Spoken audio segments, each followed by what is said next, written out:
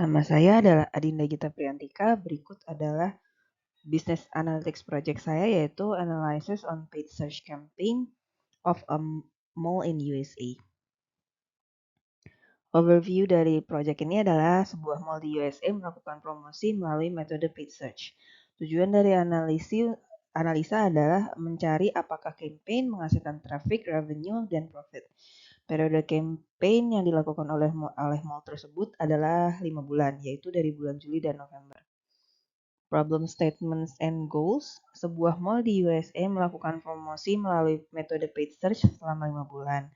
Paid search tersebut menyasar pada pengguna telepon genggam maupun komputer pribadi dengan beberapa match type dan beberapa kata kunci untuk setiap match type.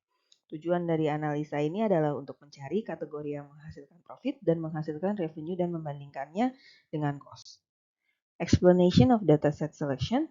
Kampanye berjalan selama 5 bulan pada tahun 2021 dari bulan Juli hingga November. Sasarannya adalah baik pengguna komputer personal maupun telepon genggam. 3 match type yang digunakan pada paid search yaitu 1:1, exact, dan phrase. Untuk kata kunci yang digunakan pada masing-masing match type tersebut bisa dilihat pada tabel di bawah. Untuk dataset matrix, berikut adalah label dataset matrix. Untuk exploration objektif, observasi melalui matriks seperti impression, CTR, dan clicks, dan seberapa besar ad menarik audiens menghasilkan revenue dan profit. Mengetahui seberapa banyak revenue yang dihasilkan oleh masing-masing tipe ad selama kampanye berlangsung, lihat tipe ad yang menghasilkan profit, dan mencari faktor-faktor khusus yang mempengaruhi matriks, waktu atau event tertentu, serta kemungkinan efisiensi yang mungkin dilakukan untuk meningkatkan profit. Explanation about user persona. Sebuah mall di US promosi menggunakan paid search selama 5 bulan. Semua data selama campaign dikumpulkan, lalu marketing manager ingin melihat campaign mana yang paling efektif.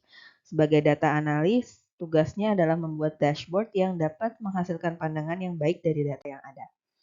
Berikut adalah display insight dan analysis of exploration results-nya.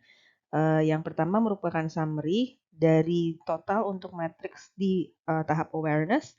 Total impression untuk seluruh jenis campaign sepanjang periode paid ad adalah 2,67 juta. Cost per mile-nya adalah $237. Pada tahap consideration, clicks yang diperoleh seluruh kategori ad selama bulan Juli hingga November adalah 924.000 dengan rata-rata cost per kliknya $0,79. Rata-rata CTR selama 5 bulan adalah 27,21%.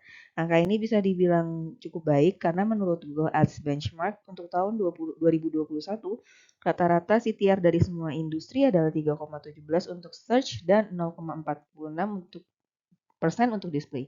Angka CTR campaign ini melebihi keduanya.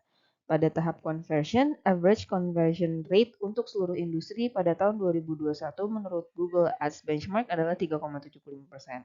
Untuk search 0,77% untuk maksudnya 3,75% untuk search dan 0,77% untuk display. Angka conversion rate di 7,97% untuk campaign ini bisa dibilang cukup baik. Revenue total yang dihasilkan selama 5 bulan adalah $561,960. Berikut adalah display, insight, dan analysis of exploration result berdasarkan timeline selama bulan Juli hingga November. Jumlah klik dan impression naik secara signifikan pada bulan November.